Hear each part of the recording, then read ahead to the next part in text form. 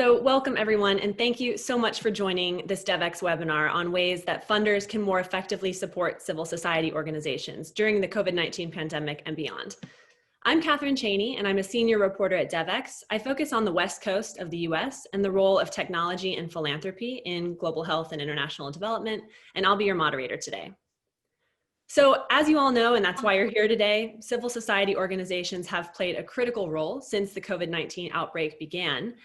At the same time, they're facing unprecedented challenges because of the toll that the pandemic has taken on their operations. So you're about to hear from funders and implementers about lessons they have learned when it comes to supporting grassroots organizations. And I hope that each of you will walk away from this hour with actionable insights for your work. So now I'll briefly introduce our panelists and then ask each of them to share their perspective on this topic. Again, we are waiting on one of our panelists, so I'm gonna keep an eye out for him and hopefully he'll be joining shortly. But first, I'd like to introduce Cornelieke Keizer, who's a senior policy officer on the Women's Rights and Gender Equality Task Force at the Dutch Ministry of Foreign Affairs. We also have Chung-Wha, who is the executive director of Grassroots International, which is a nonprofit based in Boston that supports grassroots movements globally. And Dana Hovig, who directs the Global Development and Population Program at the William and Flora Hewlett Foundation here in California. And again, I'm keeping an eye out. Hopefully, we're going to have Hamzat Lawal, who goes by Hamzi. He's an anti-corruption activist who leads Connected Development, which is a social accountability and transparency organization based in Nigeria, and should be joining us any moment, but we'll be keeping an eye out for him. So let's start with the challenge. And what I mentioned to my panelists is I'd sort of like to frame the challenge here and then move into a more solutions-oriented conversation about how our panelists are working against those challenges, what lessons they're learning, what are some actionable insights for our audience. So beginning with the challenge, pre-COVID, many donors were expressing an interest in working with organizations that are embedded in the communities they aim to serve. And yet, only a small fraction of official development assistance actually goes to civil society organizations. Now, philanthropy can play a catalytic role, and we're going to talk about that today, and we've done some coverage of that at Devex. But still, I really feel like we haven't moved the needle on this issue, and we've been talking about it for years. So will this pandemic be a turning point? I think our panelists hope so, and they're going to talk about why. So again, this problem predated the pandemic, but COVID-19 has made conversations like this more urgent than ever. Just to provide a few numbers, just yesterday I was reading a report on the impact of COVID-19 on African civil society organizations, groups likely like Connected Development, which hopefully we'll be hearing about shortly. This draws on surveys from over 1,000 civil society organizations across the continent. And again, just to present some numbers, 56% of those groups reported a loss of funding, 70% have had to reduce or cancel their operations, and nearly 80% believe the pandemic would have a devastating impact on their sustainability. So the question for me is, how do we go from conversation to action when it comes to giving civil society organizations the support that they need?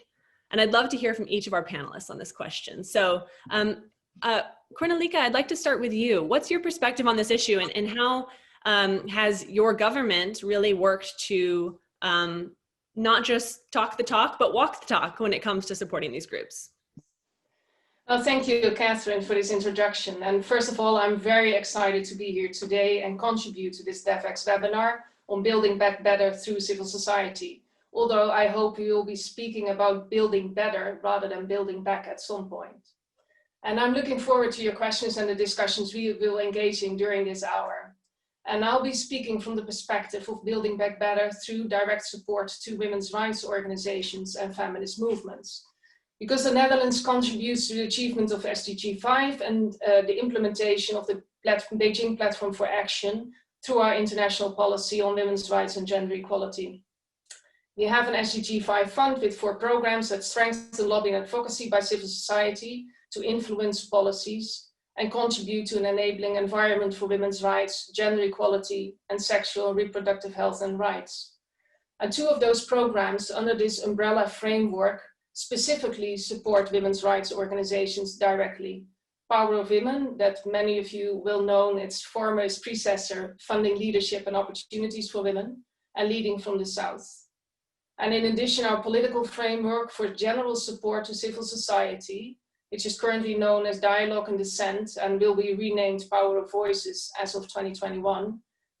We directly support 2 alliances or consortia consisting solely of feminist organizations: the Global Alliance for Green and Gender Action, GAGA, and the Caucasian Consortium. I know we only have an hour for this essential webinar and 3 excellent speakers to go, so I really like to zoom in on the Leading from the South program and our lessons learned from direct support to civil society organizations. I think for our ministry, the support to feminist movements who challenge inequality, historical injustices, and unequal power relations is a political choice. In a context in which political space for civil society organizations is shrinking, and support is even more necessary. And I think the current COVID-19 pandemic only put an extra layer to that.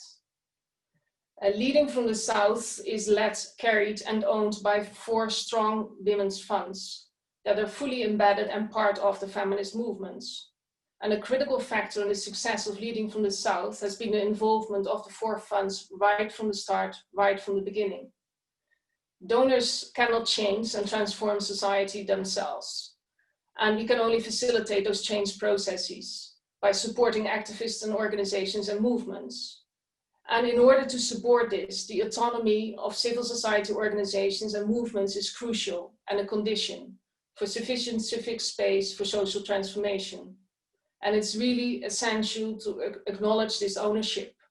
And with Leading from the South, it started by not presenting the program as a Dutch fund. As a ministry, we really had to learn when to step forward, but more importantly, when to step back. And I think as donors, we really need to dare to embrace a much more transformational approach rather than a managerial one. And the meaning as donors, we dare to let go of linear technical processes that can be planned and controlled, and rather trust local ownership and contextual responses to shift power and create lasting change. And however, working as a bilateral donor, this is not always easy or even possible. I mean, we cannot commit to longer than 4 to 5 year priorities funding cycles because of a political context. And most of the time we are bound to program funding rather than core financial support for organizations. We are accountable to Parliament and to our taxpayers, and therefore have very strict tender procedures and threshold criteria, monitoring and reporting. And yet to find flexibility, and for example, in financing and reporting, is a critical and crucial factor.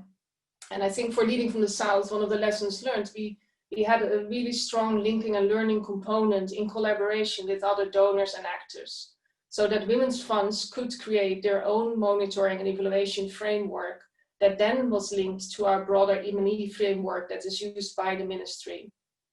But I think it's all about shifting that power. And at the same time, I'm a bit cautious in saying that I don't want to create any North-South polarization here, because Southern organizations can be as managerial as Northern ones.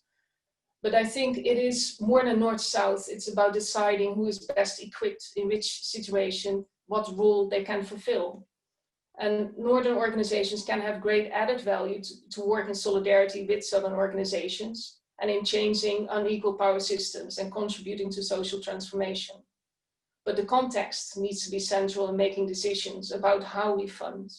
And if you put the context central, that means we need to, more often, more strategic, fund Southern organizations directly.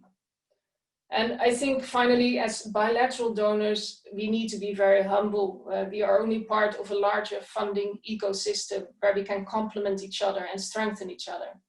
And other types of donors can do things that we can't, and vice versa.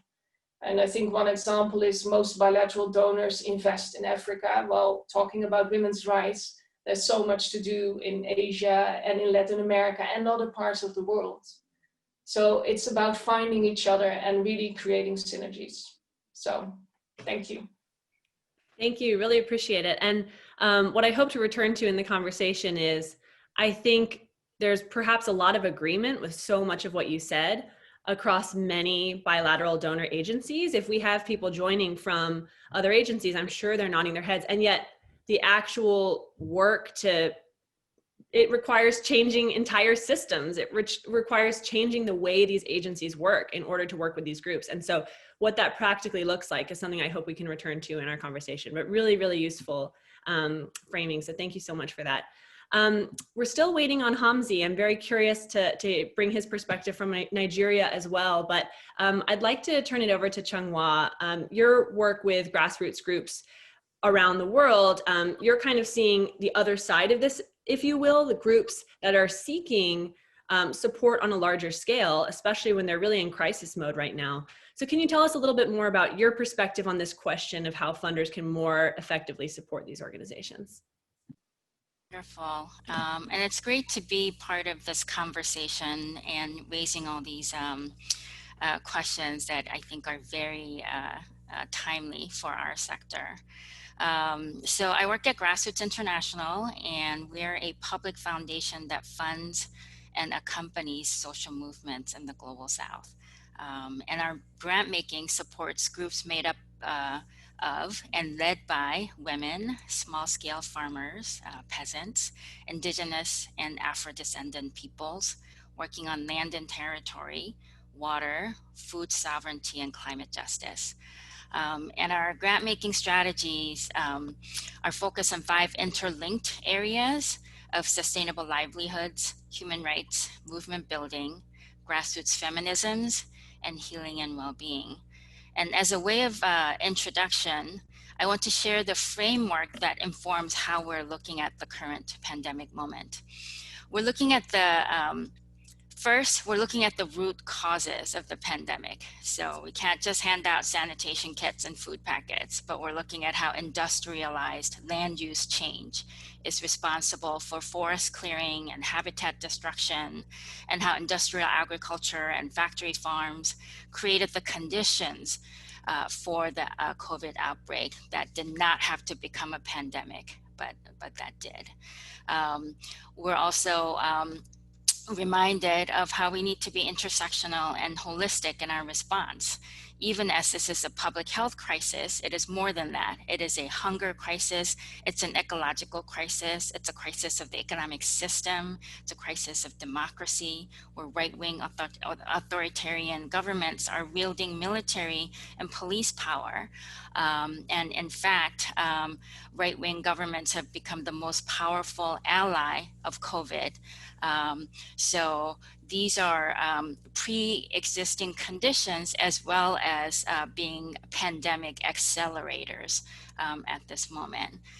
Third, that informs our framing is this is the time to be movement centered, meaning we need to follow the movement led by these frontline communities. This is not a humanitarian disaster moment, but a movement moment where movements are making visionary demands and trying to push through not just pieces of policy changes, but new systems, a new world. Whether it's feminist economies or buen vivir coming from indigenous communities, or Black liberation politics, or the Green New Deal, these are solutions that have emerged from the movement that we need to back. And finally, we need to respond in a truly global way, which means more resources to the Global South. And like Cornelieke said, not just any Global South, but Global South social movements. Because in the US, only 1% of total US philanthropic dollars go to Global South, any kind of advocacy and organizing. There's a little more disaster relief money. So what does that say about our sector? So, so those are some of the framing factors that inform how we define our strategy. So with that, I hope to delve into more of the substantive issues, especially uncovering some of our collective blind spots and lifting up powerful solutions that are already happening that we can support and amplify. Love that, and totally agree that we need to talk about solutions already happening and how do we amplify those.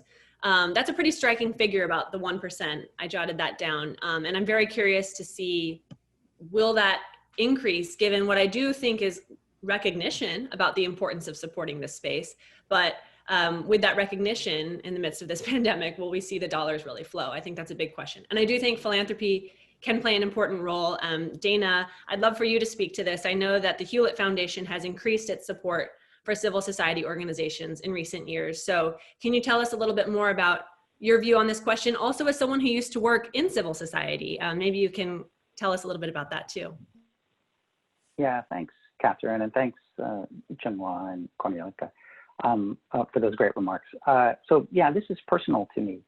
I spent over 20 years in civil society working, leading organizations before I joined the Gates Foundation about 7 years ago, and then moved to Hewlett about a year ago. So I've seen the power and the passion and the progressivism of civil society being a really important partner to governments, and know how important it is. We all know governments need to lead, need to steward, need to step up in terms of both COVID response, but also post-COVID recovery. But civil society can be such a critical partner. And I just want to mention the 4 ways that we at Hewlett see that partnership very, very briefly. Civil society has an important role in advocating for the most vulnerable and holding governments and challenging governments to be better. Civil society has an important role in providing services under the stewardship of government. Civil society has an important watchdog role, which hopefully Hamzat will be able to talk about, to help governments be more accountable to citizenry. And then I think civil society has a really important role in terms of providing analytic capacity, and what I've seen in COVID, surge analytic capacity, as well as ongoing long-term technical research and evidence support and partnership.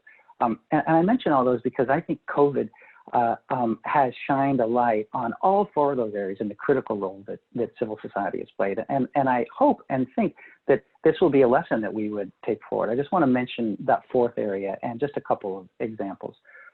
Hewlett has been investing with others in think tanks and research agencies in the Global South, in Latin America, Asia, and Africa. And we've seen how important think tanks can be in OECD countries. That's why we all know CGV and Brookings and Cato and Center for American Progress. They are playing a critical role in COVID. And I think that hopefully that lesson will get carried forward post-COVID. One think tank, for example, in Uganda, helped Uganda government to figure out how to do social distancing and how to prescribe policies for social distancing in slums, and how to make COVID test recovery much, much faster. One civil society partner in Delhi created a data system with the Delhi government that can now be contact tracing and tracks about 96% of all COVID positive patients, and helps with contact tracing, and helps to understand where there's hospital bed availability, plasma availability in real time, so that governments can make really good decisions and support their citizenry in this response. So we know that civil society has a critical role to play in all 4 of those areas that I just mentioned. We also know, as Catherine cited the statistics, that civil society is at risk with huge funding implosion and operational struggles and things like that. So we are calling for 4 things, and I'll end here. And happy to elaborate on each of these in the Q&A, but one is more funding, and there's some views that we have about that, but we will be in more funding for civil society, but we're certainly advocating for that. The second is more flexible funding. This was mentioned by Cornelieke, that there's been a lot of donors who have released restrictions on reporting, on monitoring and evaluation, on proposals, made their funding much more flexible. About 2/3 of Hewlett's funding is flexible, unrestricted support.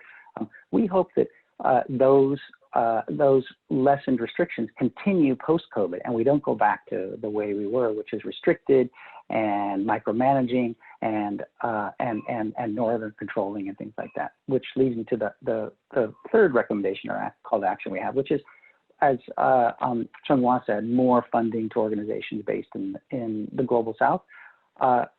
We fund right now about 20% of our $100 million a year budget goes to organizations headquartered in Africa. It used to be only about 10 million a year, so we're doing better. But it's still not where I think we want to be and where we want the other donors to be.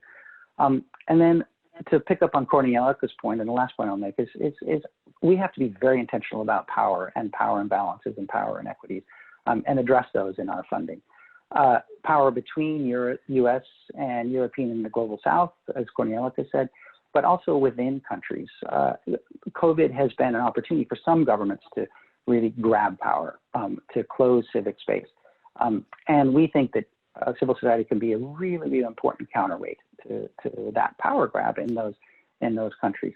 COVID's demanded more of governments, but I think it's also demanding more of civil society to be that counterweight. I know funders have a role to play, but also civil society, and this is my call to our partners and colleagues, civil society has a role to play to demand power, to ask for power, to insist on it, and to insist on voice. I remember when I was running Mary Stopes International, and some of my colleagues would be nervous about asking for funding. And I remember telling them that donors need us, need civil society as much as we need them. This is a partnership. This is a spirit of mutual dependence, of interdependence, of shared mission. And if you go into conversations with that idea of a shared mission, you're not nervous to ask. You're not nervous to insist. You know that your voice really, really matters as an equal partner in this agenda that we all care so much about. I love that framing. And I think there's recognition of that now more than ever when it comes to donors need us as much as we need them. So I have a few questions coming in, and with the power of technology, I'm hearing from Hamzi that he will be joining us shortly via WhatsApp. So hopefully he will be joining us on Zoom in just a moment. But some questions have come in, and actually this is a question I debated in kind of framing this issue, whether to go into the definition, and decided not to break it down, but maybe we should. Someone asks the question, please define civil society. Is it only social activism organizations? And I think each of us might be speaking to slightly different things or have slightly different groups in mind when we're talking civil society. Are we talking about activist organizations? Are we talking about groups like Connected Development in Nigeria doing accountability work, holding power to account? Are we talking about movement building, which I know is a lot of what Chung-Wha is focused on? All of the above, perhaps. Do any of you want to jump in on just that basic question of how do you define civil society when we're talking about the need to drive more dollars to these groups? And whoever wants to jump in, just unmute and go for it. Chung-Wha? Yeah, I mean, generally, I look at civil society as any non-governmental, meaning independent from government control, made up of citizens and residents. But within that broad definition of civil society, I think there are many different kinds of organizations. That's why I'm just focusing on the social movement, which are the movement building, activist, organizing people kinds of groups. But there's also, if we were there's also large humanitarian organizations, development organizations, and human service providers, think tanks, advocacy organizations. All of that is under one umbrella. I think the problem and the challenge that we have is that those sectors are separate. So the think tank is producing their ideas separate from the ideas coming out of the grassroots, for example. And those sectors are not coordinating, and the base building work is not connected to the political advocacy work, for example. So it's a really, I think, a valuable question to talk about the internal workings of what some people call the nonprofit industrial complex, and how we relate to different parts of it. But for today's discussion, I'm taking civil society as the whole big tent, non-governmental organized community. Yeah, I'll just pitch in very quickly, Chung-Wha, with a quick story. So I actually cheated a bit, Catherine, because my 12-year-old son at 6 a.m. here in California asked me what I was doing, and I said, I'm preparing for a talk, and he said, about what? And I said, civil society. And he said, what's that? So I started to go through the list, and I found that you just start to list things. I'm not going to go through the taxonomy of 4 areas I mentioned before, but yeah, it's a yes. Legal empowerment, yes. Media, yes. Service delivery organizations, yes. Advocates, and those are holding other accountable. And so there's a lot of yeses in this that I ended up telling my 12-year-old son. And if I can explain it to him, he didn't seem too bored. Maybe that's useful. Often that's advice I give to young journalists, you know, write as if you're writing for someone who's never heard about this topic at all, right? Sometimes it's writing like you're writing for a 12-year-old. Not the case at Devex because we're writing for development professionals, but yeah, I think that's great. You got some practice this morning in answering that question.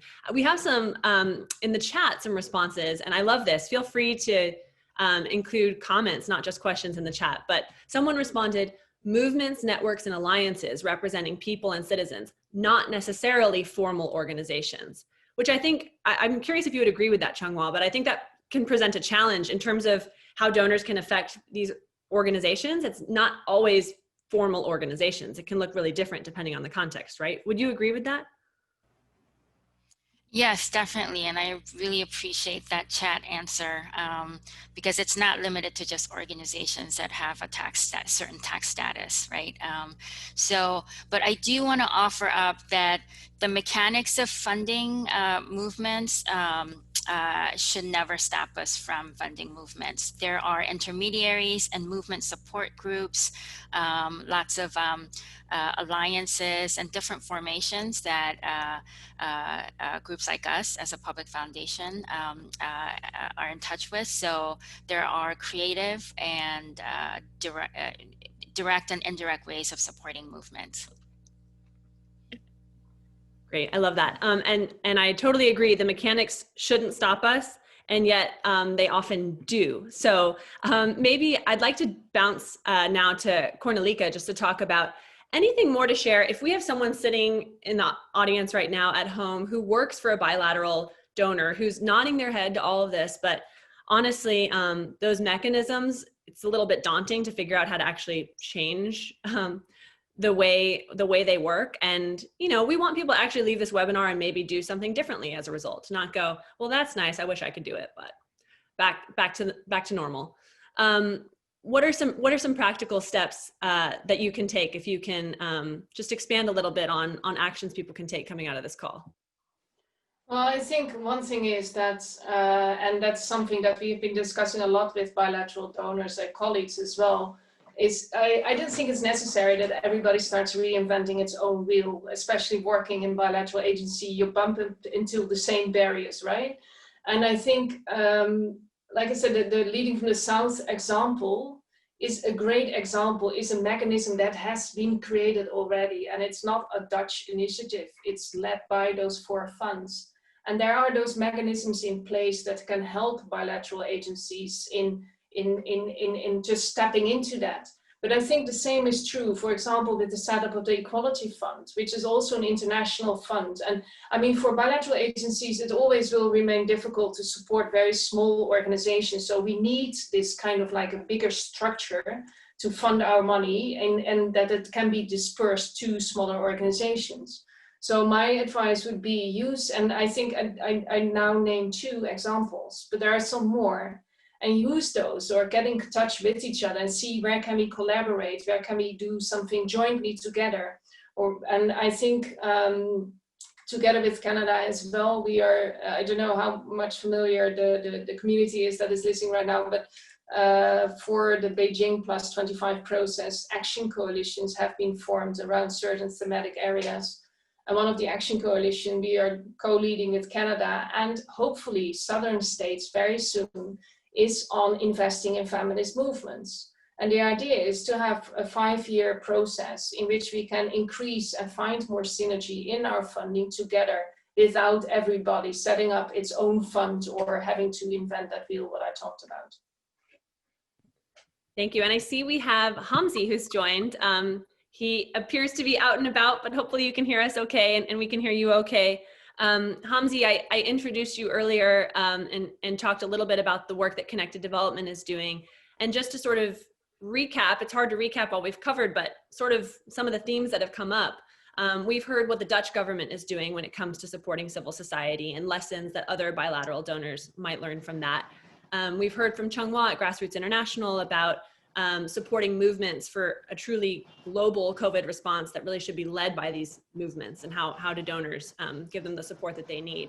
And we've heard from Dana about the role that philanthropy can play, and the importance of not just more funding, but also flexible funding. The very big topic of power has also come up, and maybe it's not so much about donors giving power, but grassroots groups like yours doing this important work on the ground, really demanding the power and the funding that they should have.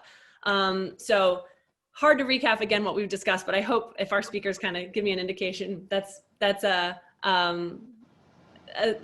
gist of what we've discussed. And then we have some great questions coming in. So without further ado, thanks for joining us. I want to bring your voice into this conversation. The big question we're asking today is, how can funders more effectively support civil society organizations, which we defined earlier, but basically groups and not necessarily formal organizations that are representing the people, that are holding power to account. I know you're doing this work day in and day out in Nigeria. You're probably on the road doing work for Connected Development right now. But what is your perspective on this big question? I think, sorry again for coming late. Yes, I'm on the road. I've been traveling for 3 hours. We thought we were going to get to the hotel, but here we are. Building back with civil society, it's an important conversation, and I'm glad we're having it. One, when you look at even availability of data, I want to start with data because data inform our campaign on how we give feedback to the government and how we take feedback also from the government back to the grassroots. Building back with data is key. And supporting civil society to be able to collect this data, analyze this data, and simplify it in a way that it informs policy and decision making. Our politicians are always busy. I say they're busy doing mostly nothing, but we're able to capture and cultivate the voices of this important demography, take it to policy and decision making table, and get them to act. For us, it's first getting commitment and then using their commitment to hold them to account while also mobilizing their critical voices.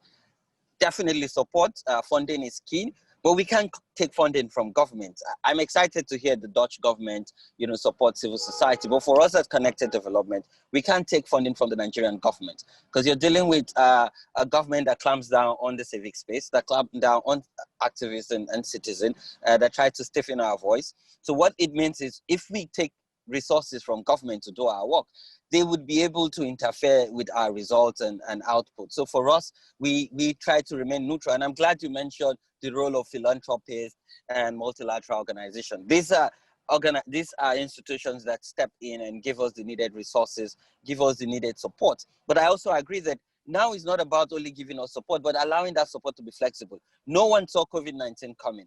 And the kind of resources we get before now is kind of tailored. You submit a proposal and then you have a work plan and then you have activities. But right now with COVID-19, you can't even tell what will happen tomorrow because now you're dealing with not only providing or coordinating stimulus or palliative for grassroots community, but also coordinating, collecting, numbers of people who are infected, numbers of tests that needs to be conducted, how we're informing how NCDC, that's the Nigerian Center for Disease Control, the flashpoint area using data, open source data to also inform citizens on the areas where they should not visit, and even coordinating information around how much government has committed, how much international aid money is coming from IMF, what is the government doing with these resources, and what are the role of civil society. And also, mind you, we're also dealing with a second pandemic, which is fake news.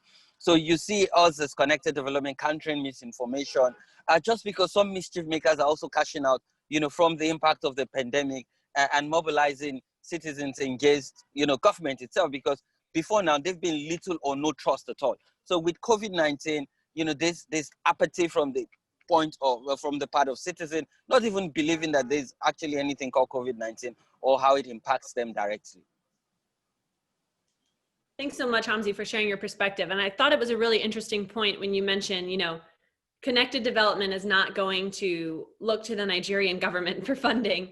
I often hear the argument that, when speaking of sustainability, maybe someday support for civil society organizations can move out of the aid bucket, if you will, right? What are the more sustainable sources of funding, like local philanthropy, like government funding? And yet you present a very compelling point that, groups designed to hold government to account are not going to ask that government for money. So can any of our panelists jump into, if right now during this COVID-19 pandemic, we start to see some of the trends we hope to see, more funding going to civil society, more recognition of the importance of support, not just in terms of dollars, but other forms of support. Ensuring that these movements are really leading not just the response, but the long-term recovery. Let's say all these things happen. Long-term, how do we move towards sustainability? How do we move toward a situation where these groups are not in crisis mode when the next pandemic hits or when the next crisis hits? Is it really realistic to move beyond aid into more sustainable sources of funding, or as Hamzi pointed out, is that maybe not realistic for certain groups? Any thoughts on long-term sustainability? Cornelieke? Yeah, I think that it is a very challenging question, and I think to me it's I don't think it's realistic to think there will be long-term sustainability for social movements. I think there will always be a need for funding coming from whatever source. I do think, and that's what I talked about, that funding ecosystem is something that is very, very important, and that needs to function and work more together and better work together. And like Hamzi was saying, getting money from the Nigerian government is not a very smart thing to do, because they will start to control what you're doing. So you need other sources. And but I think there is a broad spectrum to look at. There is the international agencies, there are other governments, there is public foundations, private foundations, there are remittances from people. I think we should be very creative, but yeah, I think it's the more synergy that I'm talking about. And at the same time, I do want to say, because I sounded pessimistic in saying that I don't believe in a sustainable solution or a sustainable a movement situation where there's no funding needed anymore. But I think I don't mean that in a pessimistic way. I think that is logical, and I don't think that movement should be looking to become completely sustainable and financially independent. I don't think that's what we should aim for. Thanks for that. So, Dave wanted to jump in. Yeah, if I could jump in. Oh, I'm sorry, Chung-Wha, do you want to go ahead? Go ahead, Chung-Wha. Okay, apologies. I'll just make a brief comment. So I think as long as there is injustice between countries or injustice within countries, that there's a need for continued aid. And I worry, in fact, that the push for increased domestic resource mobilization, increased taxes, all those sorts of things, which I think are important as long as they're equitable and gender sensitive tax and regimes and things like that. I think those efforts are important, but I worry that is a signal that then donors and philanthropy is off the hook. And instead, I think we need to have the conversation to say, over the next 10 years, we should be pivoting more money to civil society and to public goods, R&D or knowledge production, and have states take care of their citizenry in terms of services. And until we start that and have that conversation within aid, I worry that the conversation is going that ODA can just decrease over time because, the DRM, domestic resource mobilization, is covering it. Chung-Wha, I know you wanted to jump in as well, and maybe Hamzi next. Yeah, no, and I really feel like the discussion about sustainability has to be structural and not like how can we help groups become more sustainable. They're doing this impossible work because food, energy, and housing are not public goods. They're privatized. They are not guaranteed. So if they're not guaranteed, groups are going to constantly work on that. We have a grantee in Palestine who got funding to build 20 houses. Meanwhile, Israel is doing home demolitions as a national policy, right? So is that sustainable to continue to just fund projects? And so, we have to just kind of zoom back and look at the structural issues, which I think when it comes to COVID and public health, we have to look at why is the public health infrastructure so weak, right? Because governments are paying more money on debt servicing than they can invest in human services. They are forced to do that. There are over 60 countries in Africa who are forced to pay more in debt servicing. And it's like an insane amount of the long-term debt is $500 billion in Africa. So let's look at who is giving who the money. The extraction of dollars coming out of Africa to the global north is exponential compared to the amount of aid that we're giving, which is never going to make up for that. And then when you look at the issue of climate justice, you know, we often criticize President Trump for pulling out of the Paris Agreement, right?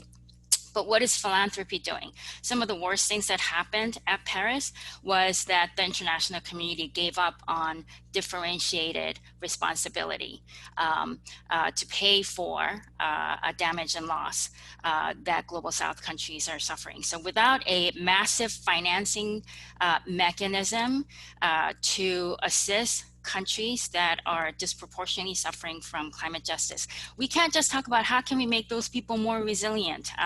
No, it's the structure of having more equitable financing schemes. And then final point I'll say that say now is the title of this webinar, which is Build Back Better, right? We need to build back different because there are so many forces that are trying to rebuild the old system exactly the way it was.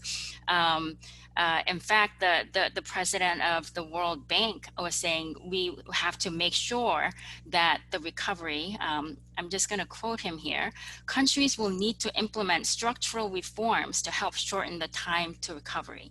For those countries that have excessive regulations, subsidies, licensing regimes, trade protection, we will work with them to foster markets, choice, and faster growth during this recovery.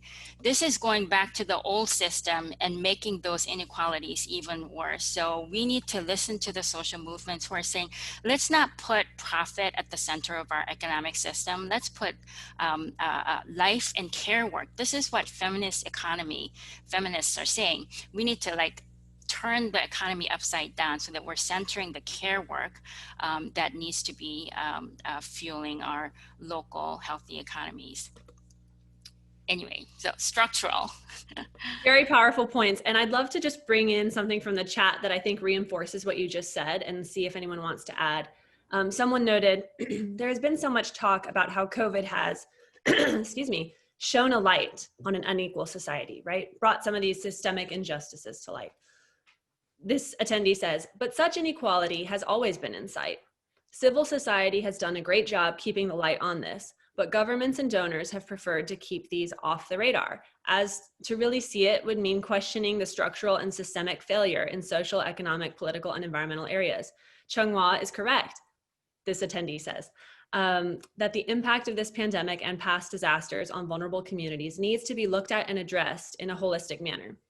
This means donors and philanthropists need to shine a light on not just how their giving model is impacting on projects they are supporting, but supporting programs that are challenging the status quo that increases inequality. Would love to hear the panel's view on this. So I really think, in my mind, that reinforces a lot of what you just said. I don't know if there are any reactions. I mean, I think that could be a silver lining of this pandemic, perhaps, if we go from, you know, looking at project to looking at it. Maybe build back better is an overused phrase. That's for sure. I've heard build forward better, build back differently, but really it's just about changing systems. And if you agree, and could this be a real turning point in terms of not just looking project by project, but actually changing systems? So I just really appreciated that comment.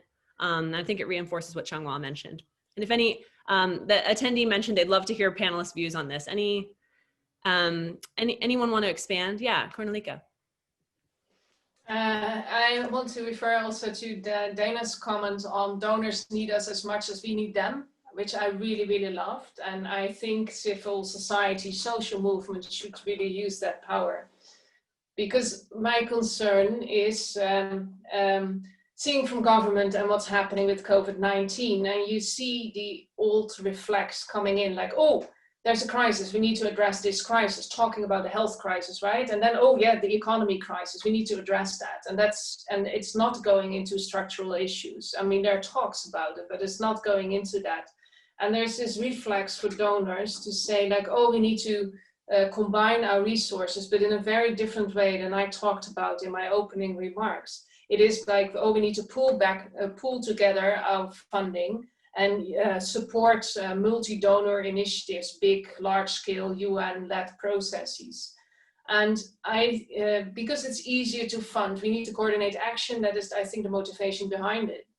And I think that is going in the wrong direction. And I think it's so crucial to really invest on the structural issues that came before the pandemic or accelerated the pandemic, as Chung-Wha was saying. And I think that that long-term transformational change can only be reached through movements and what's happening there. But there's a task for movements and civil society to really bang on the door with donors and keep reinforcing that message in order to get through. Because I'm afraid before we know, we are back on the same track again. Hamzi, you want to jump Yes, in? so yeah, I'm glad we're talking about sustainability and connected with what the attendee said. So let's be practical here. And for me, what is working right now? Because we want to build back better. What is working around the world? How are we documenting these lessons? How are we also replicating it, and how are we amplifying these lessons and sharing knowledge and experience? COVID-19 has also showed that we need to invest in local knowledge, local knowledge and grassroots knowledge to bring about grassroots solution, that works for them. And when you talk about, the global south, we're talking about, so for Nigeria, you're talking about a country with over 80 million people who are very poor, so they live below $1 a day.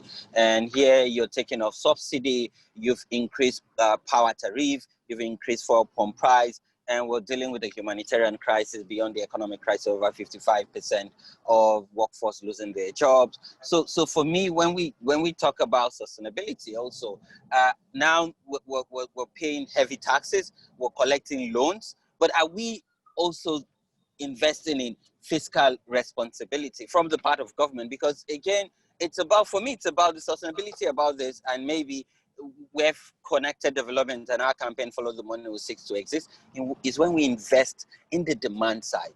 Because if we invest in the demand side, that is the sustainability. A demand side that is able to lead a campaign with a united voice and get the supply side to act and improve service delivery, basic service delivery, shelter, healthcare, wash, education, and also maybe using the OGP platform to support the supply side so that they can meet the demand side. Because again, if the demand side is big and then the supply side cannot respond to the demand side, it will lead to fatigue, and then everyone will go back to their shelf. And then rather than building back better, we're just going back to the old norms and have more dictators in the continent. So Catherine, if I could just pitch in really quickly, so we often talk about civil society holding host country governments to account. My plea would be for you to hold us to account too when we make commitments, as we are making today, to remind us of those commitments. We make mistakes with the best of intentions.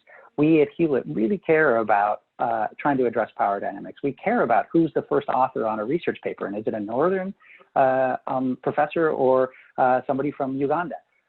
And so we care about these things, and yet we have blinders on. We, for example, have been trying to give money to re-granters who then flow down unrestricted support, very simple processes, and we recognize that perhaps some of them are not flowing those things down, and they're complicating things for the grassroots organizations and feminist movements are trying to fund. And so if we don't get the feedback, we don't know that, or we know that way too late. So please tell us when we're not living up to our words and our commitments. Agreed. I think that's an important role for civil society and an important role for journalism right now, is to highlight best practices, but also ensure that those best practices continue beyond the pandemic. A lot of the promises being made right now. I want to pose a question. Speaking of the demand side, I thought this was a really thoughtful question that just came in. So someone asks, how can we also support these social movements to hear and understand the framing from our panelists, and provide them with the skills to understand the funding available and to present their work to donors? She then says, this is an inspiring discussion, but I am also conscious that many of the organizations I work with across Africa are not aware of this kind of shift and opportunity for them. So let's keep in mind, I think Chung-Wha wants to jump in on this. You probably work with many of these groups. Let's keep in mind organizations, or perhaps, as was stated earlier, not necessarily formal organizations, right? When we talk about civil society, who, if a shift will take place to actually drive more dollars toward these groups, this could be a benefit to them, but they might not even be aware that a conversation like this is taking place. They're dealing with the here and now, the crisis on the ground, right? As Hamzi described. So how do we ensure that they're aware of this shift and able to benefit from it? I thought that was a great question. And Chung-Wha, did you want to jump in? Sure, and I know we're running out of time, so I'll try to be short. One thing is, I think it's good to get in touch with public foundations, sometimes called intermediaries in the US, because it is hard for Global South located groups to get in touch directly with Dana, you know? As an example, Grassroots International is part of a collaboration with 3 other sister funds, Urgent Action Fund, Global Green Grants, and Thousand Currents. And between the 4 of us, we are in touch with hundreds and hundreds of grassroots organizations around the globe in over 150 countries. So having allies who can work with you to create access and create spaces.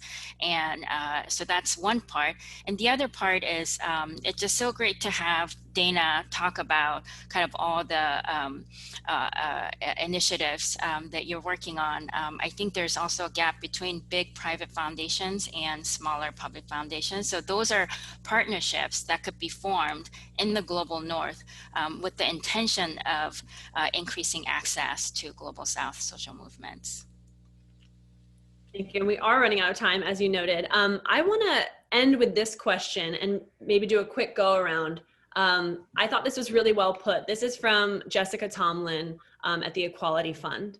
And she asks essentially a question that I always try to ask: what does success look like, right? Like if we're really going to move the needle on all the things we've discussed, how will things change? But the way she put it is, what is one major change we could see over the next 12 months if civil society organizations get the support they need? So over the next 12 months, what could change if all the things we're expressing hope for in this webinar actually materialize?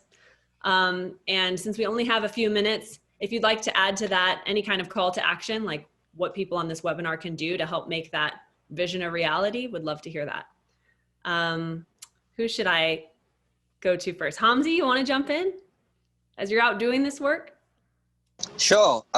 What success looks like for me is access to timely data, easily accessible, real-time availability, and so we can amplify it and take it to citizens so they're well informed, and then they can add their voices to decision-making process. So for me, success in the next 12 months is access to data, because data, like, data is the driving, force that gets us to decide appropriately. And for me, our call to action is, to the donor community, let them also share data within themselves. Who are they funding? What are they funding?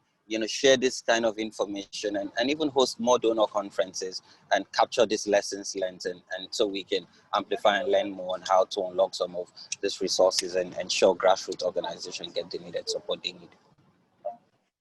Thanks, Hamzi. And I'll go to Cornelieke next, but let me just reframe. I revisited Jess's question because I was sort of paraphrasing, and she actually put it so well.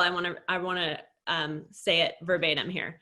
So she said, what is one bold change we could see in our communities over the next 12 months if civil society was radically empowered to design a post-pandemic solution? What I love about that framing is it's not just more funding, more support, but actually a seat at the table and what could result. Cornelieke, go ahead. Well, I think it's exactly that. I think to me, and I think it would be a wonderful, wonderful outcome. And more specifically, because I've been talking about, right, that feminist movements are at the center in designing a new agenda, and that donors and governments and are fully accountable to movements. In addition, because I know I've been talking about feminist movements specifically, to see really a cross synergy between the movements, to an environmental movement, to a feminist movement, to social justice movements, and that they are the ones who are leading and are in charge and are at that table and are in the lead for change. That would be my most desired outcome. Thank you. Who'd like to jump in next with our couple minutes left? Chung-Wha. Yeah, I'd like to just mention a couple of examples. I think it would be a good amount of success if more funders partner with groups like Via Campesina, not just fund, but understand food sovereignty. Via Campesina is a peasant organization that's global, has 200 million members, but their solution is local global, meaning food sovereignty at the local level. And so they're reinventing food systems, localization, so that all the resources stay within the local economy. It doesn't get extracted out to other places. Landless workers movement. They have won access to land for 1.5 million people in Brazil, even under the Bolsonaro government. And they have built 100 worker-owned co-ops during the 30 years of history. And it's those farmer and worker-owned co-ops that have gathered food and fed the people who would have otherwise suffered starvation under the lockdown. Support feminist groups. We have a project called Strengthening Global Feminist Movements, working to resist right-wing governments. There are feminist movements in Brazil, Guatemala, Palestine, Honduras, Haiti, who are responding to misogyny and the patriarchy that is systemic and that is dominating and killing women. We have Union of Agricultural Worker Committees working on human rights and sustainable agriculture under at the same time of resisting the occupation of Israel. So these are kind of the bright spots of the leading edge of social movements. And unless philanthropy sector can re-emerge as a movement support sector, and that would be a success. Thank you for that framing. Dana, we'll close with you.